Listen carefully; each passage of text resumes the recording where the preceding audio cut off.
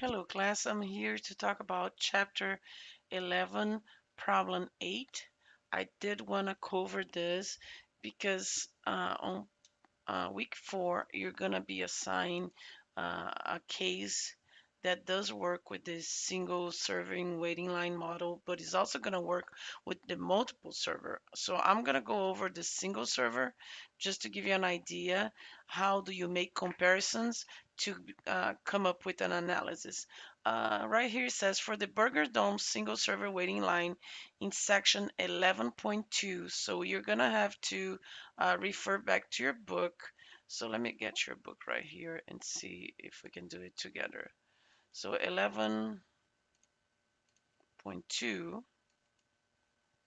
let's go over here, chapter 11, 11.2. Okay, we can get rid of that. Okay, so right here it's talking about a business, operating characteristics, and giving you the formulas. And finally talks about operating characteristics for the Burger Dome problem. So if you wonder where I got these values right here for one server, it's coming from right here, the book. Okay, it's talking about a arrival rate of 0.75 and a service rate of one customer per minute. So if you go ahead and put it here, I did leave the formulas for you, the ones that I presented before. So all you need to do is to put 0.75 and 1. And then you're going to see that these values are going to match exactly what I have typed in the table before. So that's how we have this in here. But I'm deleting this because the problem is gonna ask you assume that the arrival rate is increased to 1 instead of 0.75, and that the service rate is increased, it's supposed to say increase, right? Increased to 1.25. So right here it's gonna go 1 and 1.25 and compute the following operation characteristics for the new systems: P0, LQ, WQ, WP, POW. Does it provide better poor service compared to the original? And to discuss the difference and the reason for this difference. So right now, if I remove this, you're gonna see it's gonna give me an error because it's dividing everyone here by 0. Okay, so I still have these values. These values are just typing here because those are, I'm just bringing from your book, from these values right here. If you want to see exactly how it worked, the formulas, it's right here. So let's close the book and just put it on the side in case I need it again. So now it says we increase the arrival rate to 1 and the service rate to 1.25. Oh, 1.25.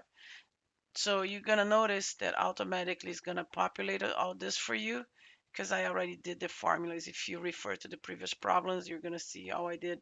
It was just to follow the formulas for these values. Okay. So and I also create a little table because it makes it easier to see the values. How did they change? Okay, just by looking at this information right here, at first you're gonna say, "Oh, great! Look at that! Now the customers that probability that no customers are in the system went down." Okay. Um, well, that not necessarily is good. It's actually bad because before you have a higher probability nobody was in the system. Okay. So now we have the average number of customers waiting in line. Well, that went up. We have an average time of customers wait for service. Well, that went up. We have an average time a customer spends in the system. Well, that's the same, but our probability of an arriving customer has to wait went up.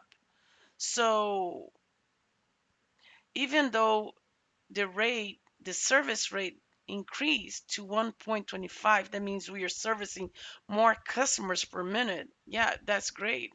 But definitely it provides a poor service because now um, arrivals are occurring at a higher rate. Does that make any sense? We're serving more customer, therefore, the arrival rate is also going up. The average wait time might be the same, but there's a probability that there's a probability of waiting, and the number of waiting increase with the new system. So how would you put in this in words? So let me just do a little table right here so we can see that even though the service rate, which is mu, right, is increased to 1.25, the system provides a worse service due to the fact that arrivals are occurring. Something's wrong. Occurring to see, yeah, it's right, at a higher rate. The average waiting times are basically identical, with exception of WQ. But if we're gonna round down anyway, so they are basically identical, but there is a higher probability of waiting, and the number waiting increase. I guess I can type today with the new system. Okay, here's the thing. You do rep text, and then it fits all in the box. And then you can go up and down here, or just to see how you want it, in the middle, not middle. Okay, so that's what this means. It keeps everything in the box. You first merge, and then as big as you want, and then you do the wrap, if I didn't address that before. So think about it. If you're going, like I said, Disney World, Disneyland, you don't want to wait longer than you should, that you were going to wait before. I was at Disney World last year, and on Halloween night, actually at Universal on Halloween night. So you figure one of the lines for the main attractions was over 2 hours. Anything that you put any minute, that 2 hours is already absurd. Any minute, any second that you put on that wait, it's gonna make people very, very mad. So unless you buy the whole express and everything, and even then, even on express, when you have a 2 hours wait, your express is gonna probably be at 30 minutes. You don't want to wait 35. You don't want to wait 32. You don't even want to wait 30. So anything that increase, it's bad. So that means even if you increase, bringing more customer servicing more customers, not necessarily you're being able to service them correctly and properly. So when you do your case for week 4, that is going to be due at the end of week 6, try to think like that.